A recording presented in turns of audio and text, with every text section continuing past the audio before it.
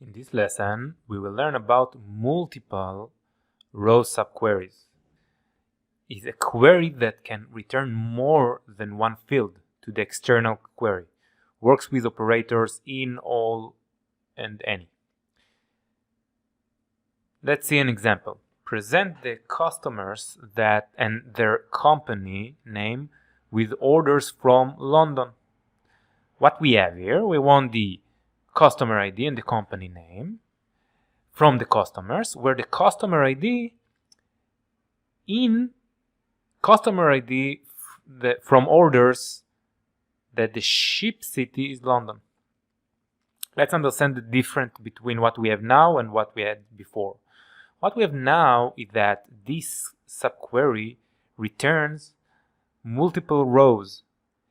If in the past we had only one row, one value of the unit price, of the product name, and so on, the category ID, now it's a subquery that returns more than one value, multiple values, multiple rows. And this is why we use in. In gives us the option to insert in the parentheses multiple values. So after doing this, we see that we have customer ID, several customers ID, that all of them have are in the ship city, London. Let's notice for an important thing that when using not in, we need to add term of where column. Is not null. Without it, we will not get any record.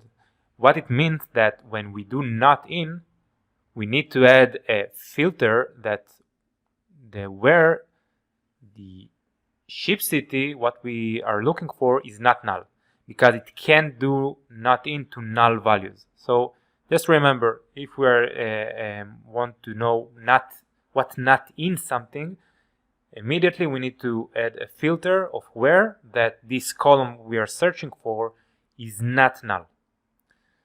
Let's see it in the SQL Server. So when looking on the query, let's run it by one. We want the select asterisk from the customers table. This is the customers table. What we want from here is the customer ID and the company name. And run this. We get all the customers and the company name. Let's run also the query from the table orders.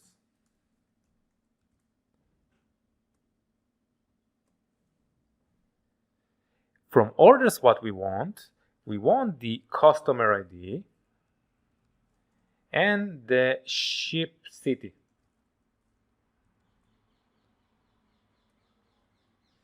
So from one table, we have the customer ID and company name, and from the second table, let's run them together, we have the customer ID and ship city.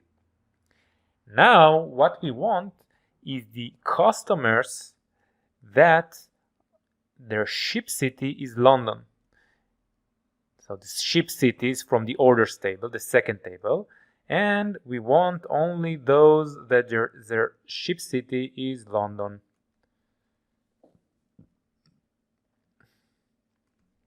Like this.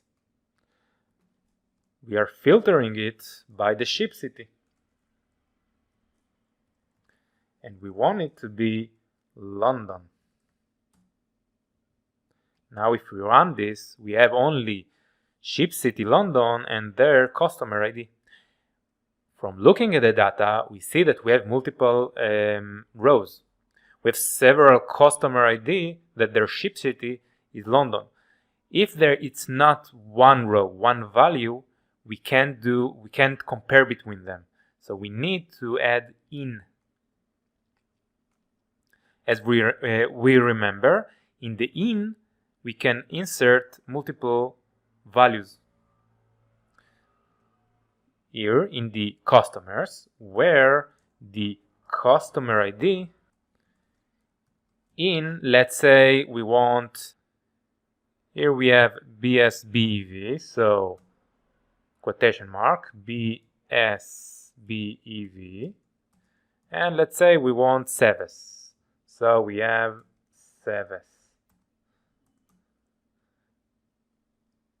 When close it and run it, we get these two rows. If we do equal, it can be done. Why? Because equals don't get two rows, two values. It's only in. And so only this can work. In our subquery, we want the customers that ship city is London. We see that we have a lot of values, a lot of rows. This is why we can replace what we have here in the subquery.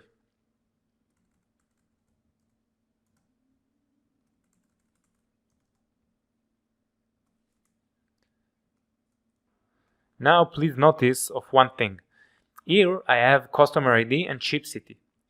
When putting it in the subquery, we can't do two columns. We need to delete one of them, because if we run with two columns, it will not allow it.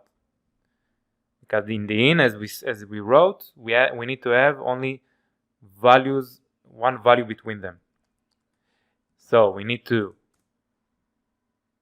cancel this, delete it. The subquery is with customers IDs, and now when we run all of these, we get only the customer ID and the company name. That the customer's ID are ship city is London, because we're talking about customers. Here we have multiple rows of the same customer. If we do distinct, by the way, let's do it, distinct, and run this, we have only 5.